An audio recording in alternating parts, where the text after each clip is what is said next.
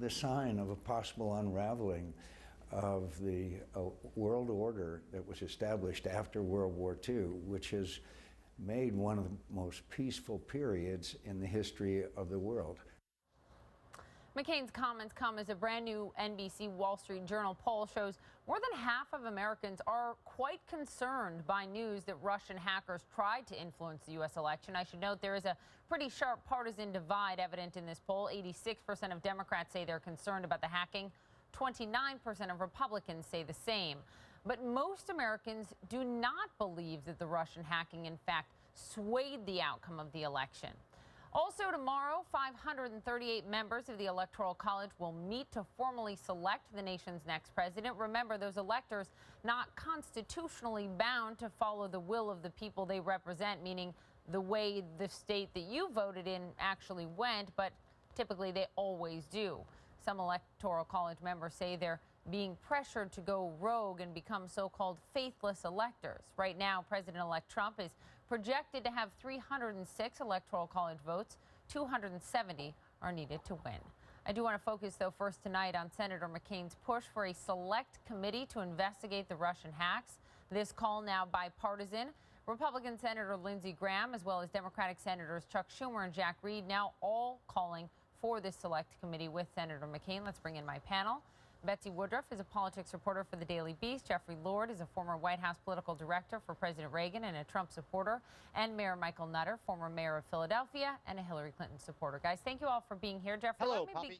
Hello. Good Sunday evening to you. You're always so chipper. I love it. Let me begin with you, Jeffrey.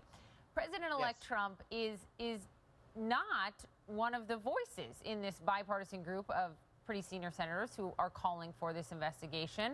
Instead, as you know, he has questioned the veracity of U.S. intelligence on the Russian hack of the electoral process.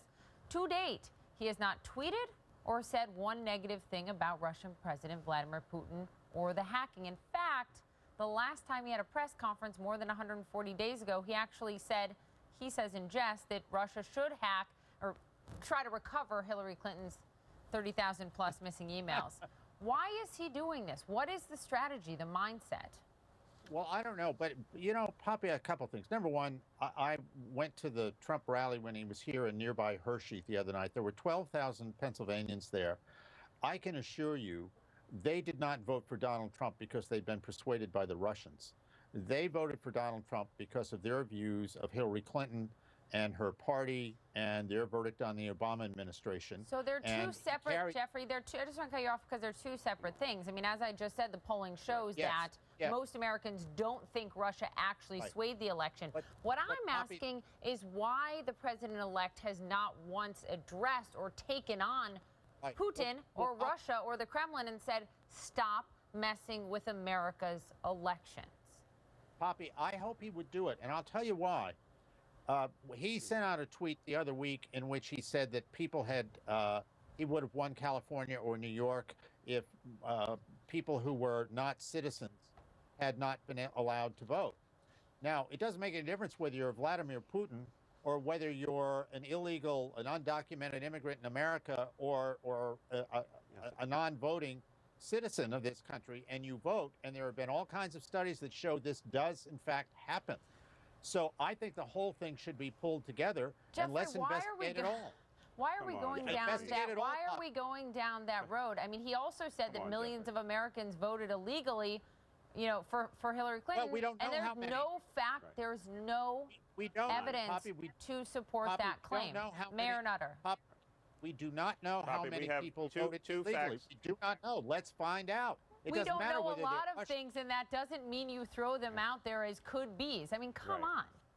Investigate. Do a deep-seated investigation. Poppy, you're absolutely. There's not Jeffrey.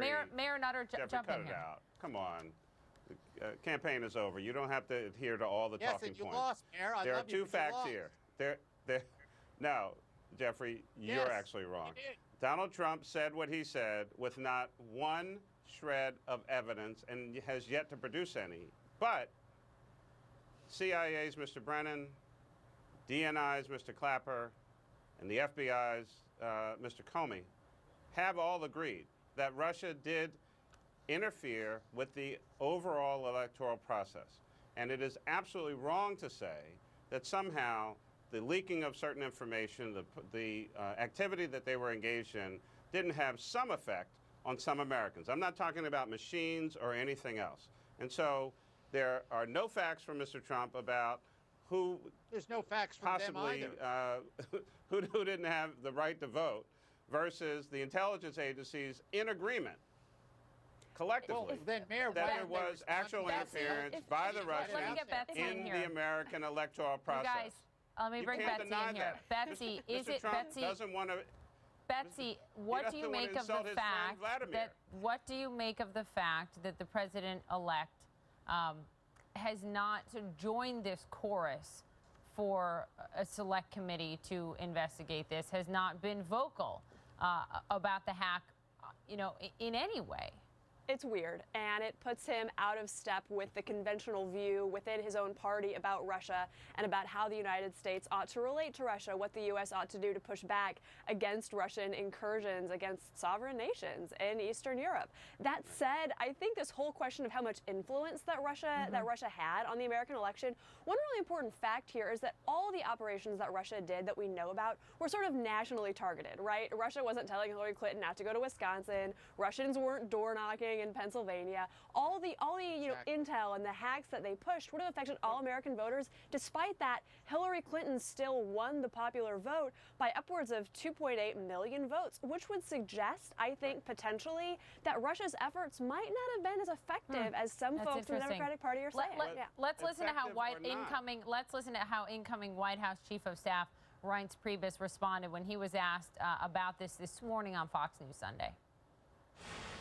I mean, this whole thing is a spin job, and I think what the Democrats ought to do is look in the mirror and face the reality that they lost the election, and they lost the election because they're so and completely out of touch with the American people that they're still shell-shocked and they can't believe it. And what is their response? Recounts, Russians, leaked CIA reports. Jeffrey, to you, it was just at the end of this week that CIA Director John Brennan put out a statement saying, look, I and the Director of National Intelligence, the head of the FBI, are all on the same page as to not just, that there was hacking, but as to the scope of the hacking and the intent of the Russians. When you look at the incoming president, clearly not on the same page with intelligence officials, how do you expect that to play when he takes the oath and becomes the president? What I find fascinating here, Poppy, is that the House Intelligence Committee has asked the intelligence community to come before their committee and present their evidence, and they said no. Now, what's the deal here? Are we just going to be leaking stories to the selective stories to the Washington Post and the New York Times? Let's get it all out there. Go to the House Intelligence Committee and get it out. Don't say, no, we're not going to do it. Jeffrey, you know that they will. You know that they will. You know that they will go to Congress. They are responding to President Barack Obama's request. They are responding to first President Barack Obama's request that they do a thorough investigation, get it done before the inauguration. After that, I'm sure those agencies will do whatever Congress asks them to do. You know that. Cut it Betsy, out. one of the things, Betsy, that Reince Priebus said this morning to Chris Wallace is he said, look, then why aren't these, intelligence heads getting in front of cameras, making these statements, putting these statements out to the American people? Because the investigations are still underway. As the Attorney General said early this morning on CNN, was that the DOJ is still looking into the Russian hacks. They're still figuring it out. It would be irresponsible for the head of the FBI or for the head of the CIA to say, guess what, guys, we have all this stuff figured out, because they're still working on it. And additionally, as Mayor Nutter said, the president has directed the intel community to do a review. Is it a bit irksome that there are these leaks coming out that we aren't completely certain right this minute exactly what happened, exactly who knew what when? Sure, and I understand that that's frustrating, particularly for folks who support Trump, who feel like it's part of some sort of conspiracy to undermine him. That said, it takes the intel community a while to do its job. And this notion that we should rush intel, we should push it to be public before it's ready, is itself the kind of thing that's gotten the CIA in trouble in the past. At the same time, though, Betsy, and I have to leave it there, but at the same time, you did hear the president. You did hear the president and, John Brennan in this letter saying, basically, we know the scope, we know the intent. So, guys, I have to leave it there. Betsy, Jeffrey, Michael, thank you all very much. Poppy. Lively as always. Ahead this hour, a last chance For Democrats who want to block Donald Trump from becoming president, the Electoral College, one group trying to pressure electors to cast their vote for anyone but the president-elect. That is a very, very hard thing to imagine happening, but we'll see. Also, the president-elect releasing details on how he will avoid conflicts of interest with his business empire. Those details raising some questions. We'll debate it ahead. Also, a beautiful story for you tonight. These conjoined twins. We've been telling